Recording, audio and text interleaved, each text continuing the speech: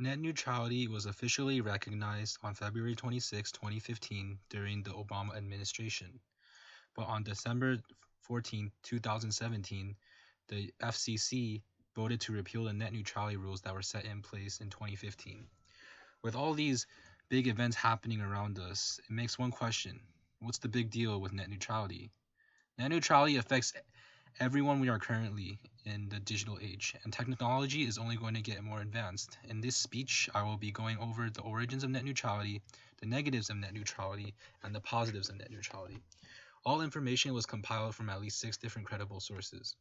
To begin with, the term network neutrality was coined by Columbia University media law professor Tim Wu in 2003.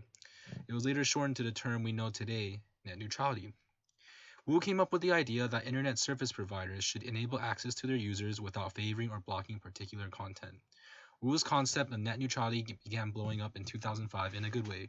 That's because in 2005, an investigation found out that Comcast, an internet service provider, was secretly blocking server data for specific sites such as BitTorrent and Gnutella.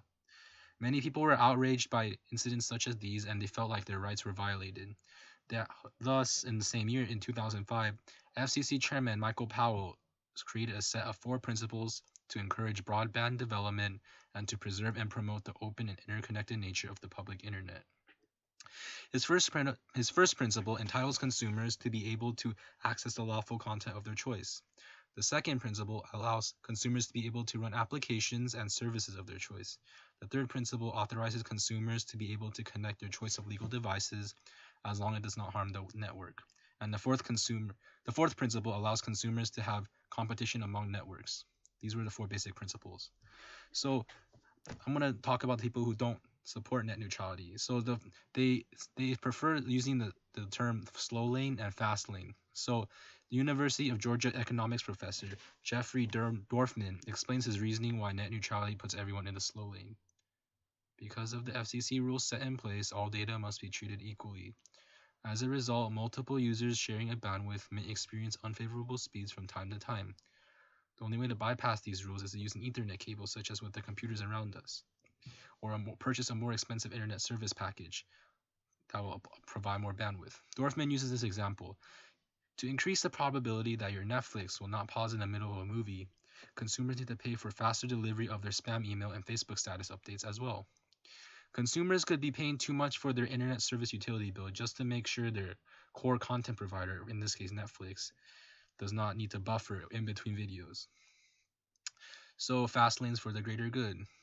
Many people are afraid that if net neutrality were to be repealed, fast lanes will only benefit big companies. However, in most recent years, many people, such as current FCC Chairman Ajit Pai, says that fast lanes will be used for important specialized services such as telemedicine. Using a quote by him, by ending the outright ban on paid prioritization, we hope to make it easier for consumers to benefit from services that need prioritization, such as latency-sensitive telemedicine.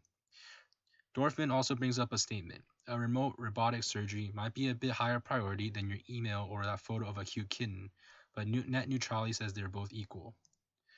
And now we move on to the pros of net neutrality supporters. Forbes writer Jeanette Burns writes that for as chaotic as cyberspace can be, it has become a leading resource for the employment, education, entertainment, health, and freedoms of billions of users abroad and hundreds of millions at home. In many ways, it allows Americans a chance to connect for CEOs for tweet, to discover content that they might have not have in their local libraries. And in the eyes of net neutrality, everyone is treated equal in regards to internet access. If net neutrality were to be scrapped, there will be nothing that will regulate internet service providers. So that's to say, free speech will definitely be more limited, but the only question is to what extent. In conclusion, net neutrality is a controversial topic that has its positives and negatives. The next time you browse content in front of a computer or happen to experience some lag, think about net neutrality and whether it's important to you or not. Thank you.